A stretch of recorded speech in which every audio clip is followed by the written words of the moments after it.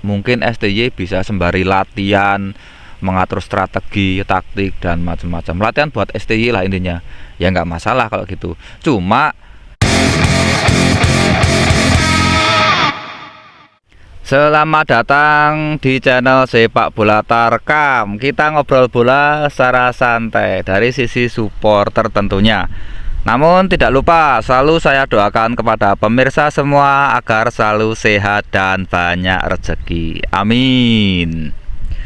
Baru saja saya mendengar kabar bahwa timnas yang akan melawan Irak tidak melakukan training camp atau TC, dan mungkin juga tidak akan melakukan uji coba dengan negara lain.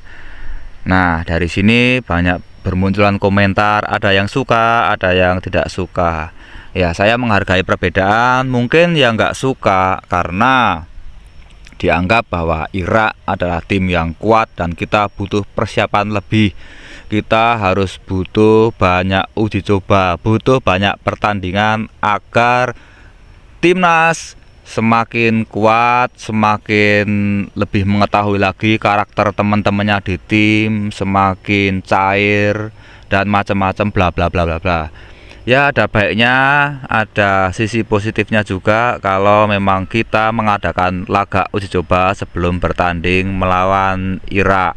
Cuma ada yang berpikiran juga bahwa TC atau pertandingan uji coba nggak begitu perlu ketika melawan Irak nanti karena waktu juga sudah mepet, liga juga sudah berjalan. Untuk masalah kebugaran pemain bisa dilatih di klub masing-masing. Untuk masalah strategi, STY juga mungkin sudah percaya kepada pemainnya bahwa pemainnya itu udah gampang nangkep lah masalah strategi, ada strategi perubahan dikit-dikit mereka udah gampang nangkep, jadi nggak perlu lagi ada uji coba. Dan yang paling penting adalah sekarang nggak ada FIFA Matchday. Nah, ini masalahnya, kalau kita memaksakan uji coba dengan negara lain maksudnya, ini akan bermasalah lagi karena pemain-pemain sedang berada di klub. Nanti rebutan pemain lagi antara klub dan pelatih timnas. Ada yang mendukung, ada yang nggak mendukung dan bla bla bla lagi kan. Nggak enak kan nanti sebelum bertanding ke Irak tentunya kita harus selain kebugaran dan macam-macam ya, tentunya harus pikiran kita harus fresh kan tentunya. Jadi untuk meminimalisir ada kemelut perebutan pemain antara klub dan pelatih, mungkin ya nggak usah ada training camp, nggak masalah. Mungkin itu salah satu pertimbangan kenapa kita tidak ada TC.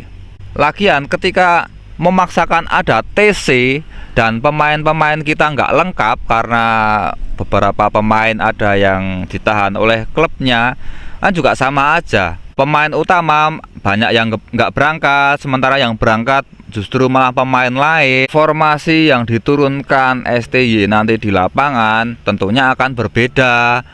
Pemain utama yang biasa dimainkan langganan STY tidak berangkat, kemudian justru menurunkan pemain yang mungkin tidak dipilih di timnas atau cadangan. Kalau cadangan masih mending ya. Kalau pemain timnas banyak yang nggak ikut di uji coba, kemudian yang berangkat kebanyakan pemain-pemain yang di klubnya nggak terpakai gitulah, masa istilahnya kan juga sama aja, strategi beda, apa-apanya beda. Terus apa yang bisa kita dapat, sisi positif apa yang bisa kita dapat ketika kita melawan Irak nanti? Ya nggak apa-apa ketika ada pemikiran yang diturunkan di timnas adalah pemain yang dari klub mungkin sedang nganggur atau sedang apa, yang dilepas oleh klub lah istilahnya gitu, dan mengambil sisi positifnya dengan cara mungkin STY bisa sembari latihan, mengatur strategi, taktik, dan macam-macam. Latihan buat STY lah intinya. Ya nggak masalah kalau gitu. Cuma STY kan bukan pelatih kaleng-kaleng. Dia bisa mempunyai plan A, plan B, plan C, dan lain-lain tanpa harus dengan tim, tanpa harus di lapangan. Kita percaya aja STY. Dan takutnya lagi Irak justru akan melihat formasi atau strategi kita, taktik kita ketika kita uji coba nanti. Lawong kita lawan Brunei saja, Irak sepertinya sudah mengirimkan mata-mata kan, melihat strategi kita seperti apa. Itu baru kita melawan Brunei loh. Irak sudah mengirimkan mata-mata, apalagi kita uji coba dalam waktu dekat ini dengan tim yang lebih di atasnya Brunei lagi. Tentunya Irak justru akan mengirimkan mata-mata lagi dalam tanda kutip, dan ini mungkin dianggap PSSI bisa membahayakan tim ketika nanti di lapangan. Ya, semua ada sisi positif dan negatif. Saya tidak mempermasalahkan Anda yang tidak suka timnas tidak mengadakan TC atau uji coba dengan tim lain sebelum melawan Irak. Ya nggak masalah, Anda tidak setuju. Daripada kita mikir yang pusing-pusing, yang mumet-mumet, nah kita ambil positifnya aja. Karena ini sebenarnya sudah fix, ini kita nggak ada TC, nggak ada uji coba. Setidaknya ketika video ini dibuat, kita belum ada rencana untuk TC atau uji coba. Yang nggak tahu kalau besok. Ya kita ambil sisi positifnya aja. Positifnya yaitu tadi, daripada strategi kita diketahui oleh Irak. Belum lagi masalah cedera, udah mepet-mepet ke pertandingan melawan Irak, kita TC, kita uji coba melawan tim lain, malah ada yang cedera, kan repot ini malahan. Ya kita menjaga pemain agar ketika nanti di Irak, strategi kita setidaknya nggak begitu diketahui oleh pelatih Irak.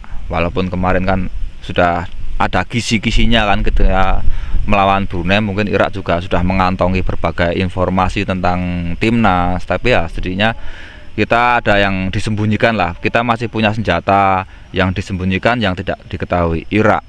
Juga masalah tadi kebugaran pemain dan segala hal, sehingga ketika nanti kita di Irak, benar-benar pemain ini dalam kondisi fit tanpa cedera, kesehatannya bisa maksimal dan bisa melawan Irak, mendapatkan hasil yang positif ketika nanti bertanding melawan Irak. Oke, sekian dulu video pendek dari saya. Semoga timnas bisa mengalahkan Irak. Kompak terus supporter Indonesia. Mari kita majukan sepak bola Indonesia sesuai dengan kapasitas kita.